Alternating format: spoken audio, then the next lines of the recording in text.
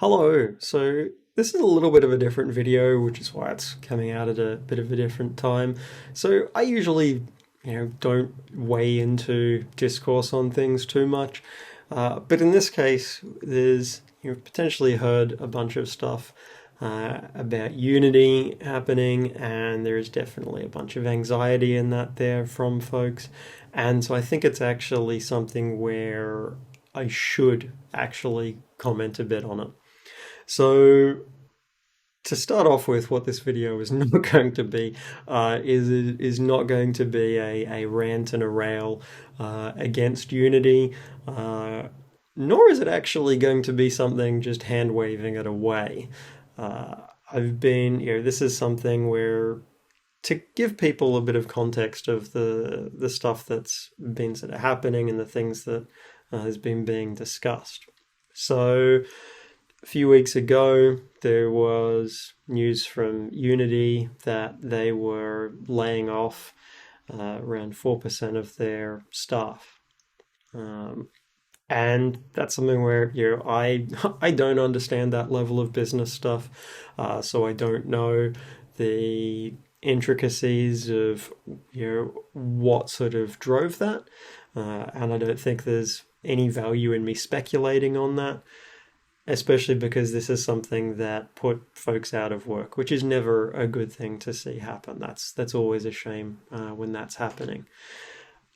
And then, so that happened, and one of the teams that was affected by that was the Gagaia team, which Gagaia was something that was announced a few months ago, and it was something that was greeted very warmly by, in particular, a lot of developers using Unity, myself included, because this was a project where Unity was developing a game in-house and was going to be using that as an opportunity to gather sort of insights and information and to improve the tools.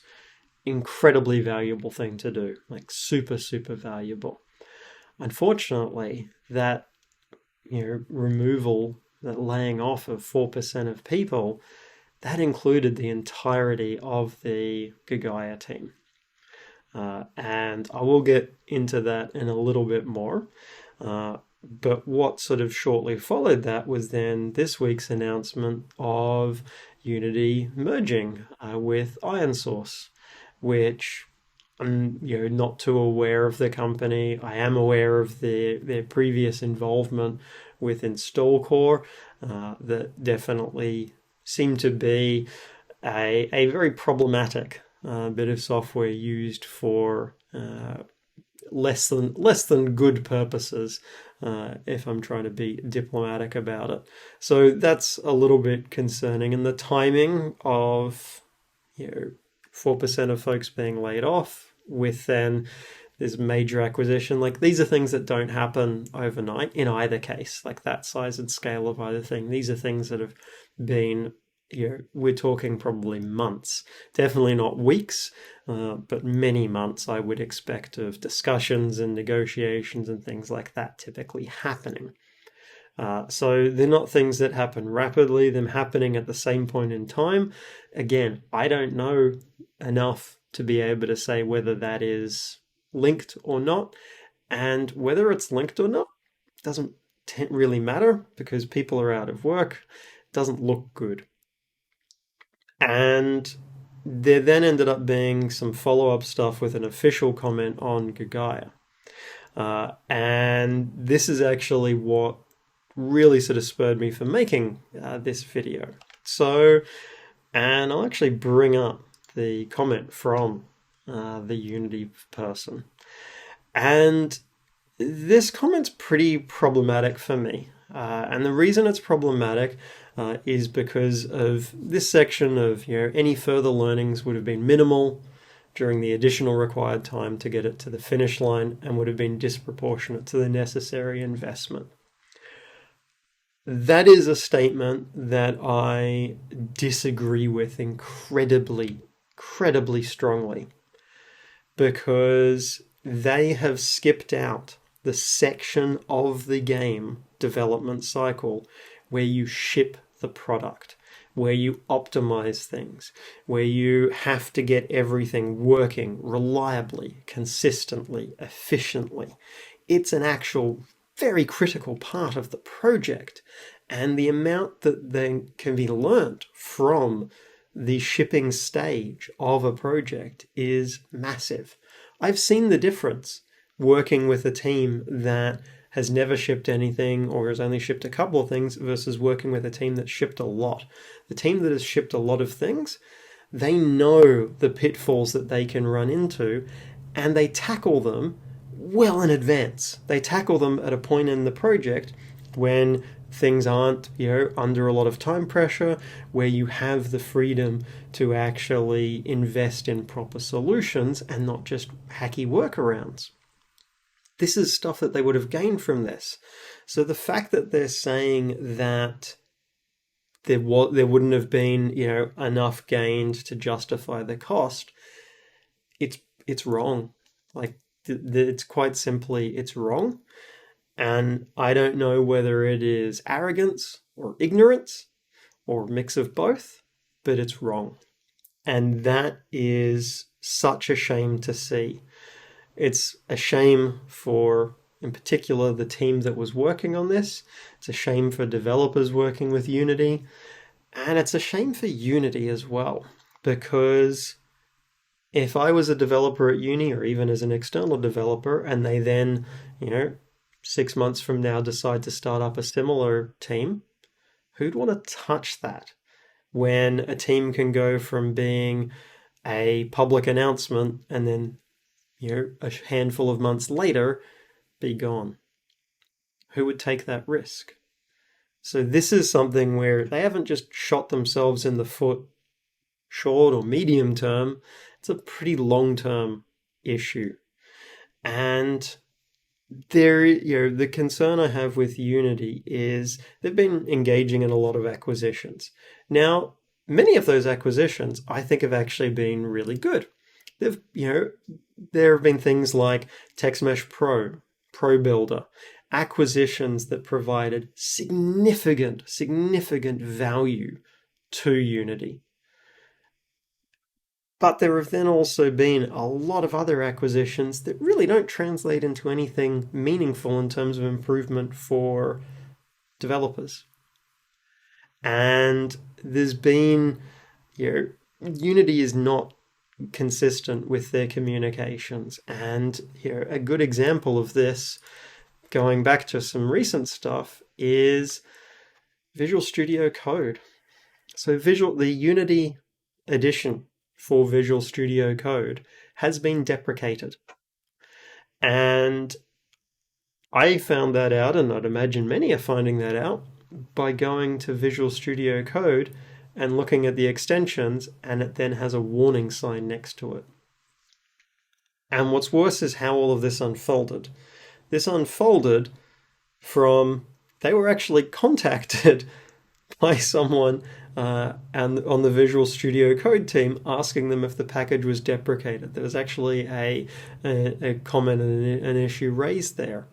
And then the response from Unity was this, that essentially, it would require, too many folks to actually maintain it, and that Visual Studio and Rider are fully supported commercial solutions, which is great.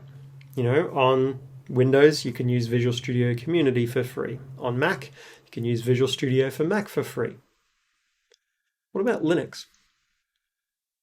There's not good free options there with debuggers integrated, certainly not ones that are going to work to the level of Visual Studio or Rider. Visual Studio Code was also really handy. As someone, I switch between Windows and Mac frequently, so being able to have my settings synchronized between both of those was really valuable. So this sort of comment is a pretty dismissive one, and I think it goes again to this sort of issue of poor communication, not really considering the developers there. So there's some not good signs there with things that Unity has done. And I would be lying if I said I was anything other than disappointed and unhappy with the senior management there at Unity. Not the individual developers there. I know a bunch of the individual developers.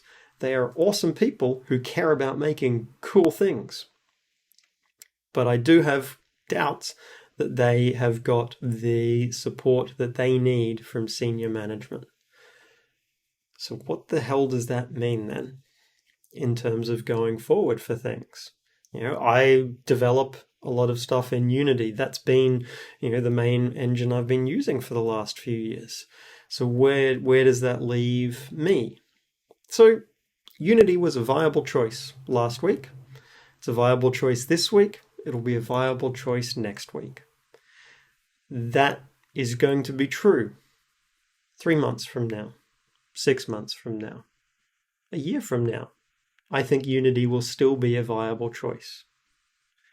So I don't think anything is going to change in the short term, or even the medium to long term, that affects Unity's viability for being a development platform.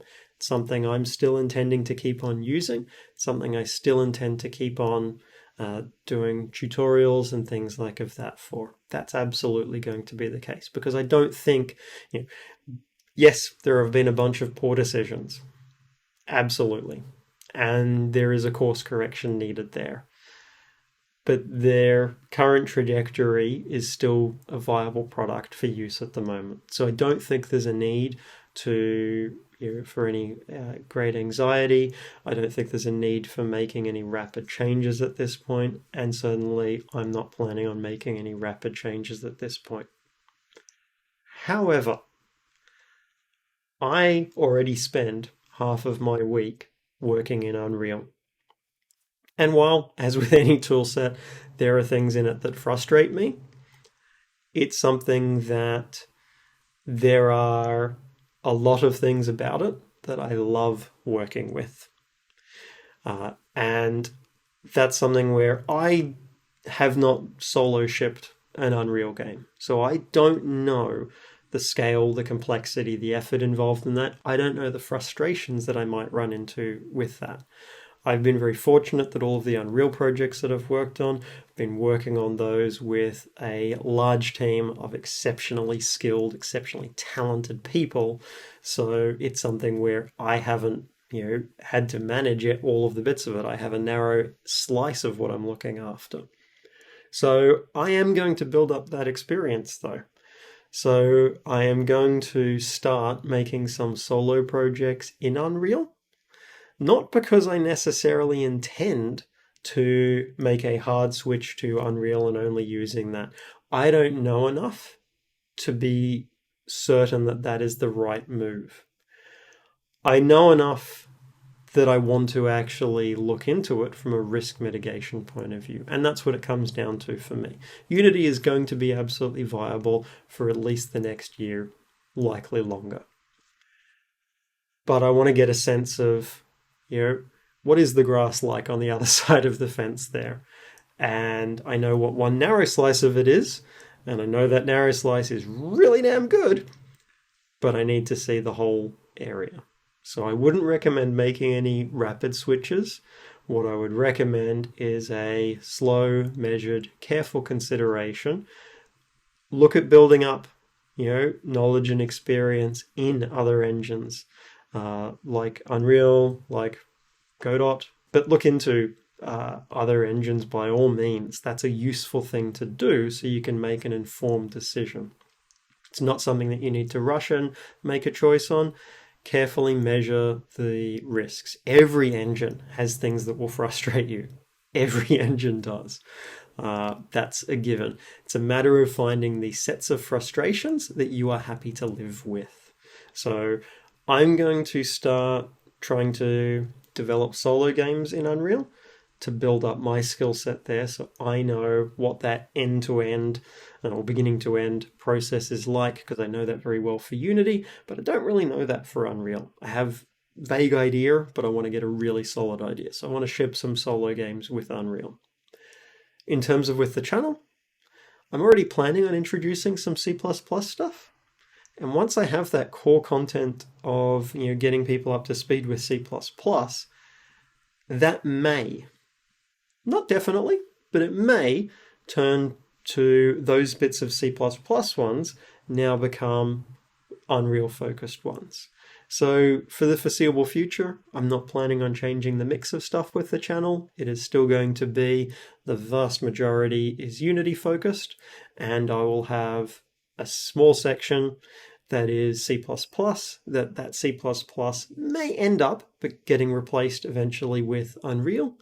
And that's sort of my current plan. I'm not making any massive rapid changes. I'm not making any major shifts because I don't think there is a need to.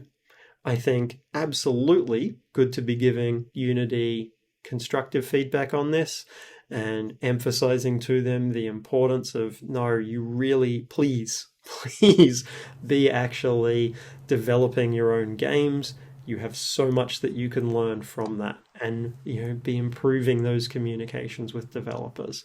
I think that's feedback that is useful to be giving them, and giving that in a constructive way is very important. Make sure that if you are giving feedback, if you're commenting on stuff there to direct to Unity, be constructive, because that makes it more likely to get heard. So I don't think you need to make any rapid changes. I'm not planning on making any rapid changes. There are a couple of specific things I'm going to be doing. As I said, solo projects in Unreal to build up my skill set.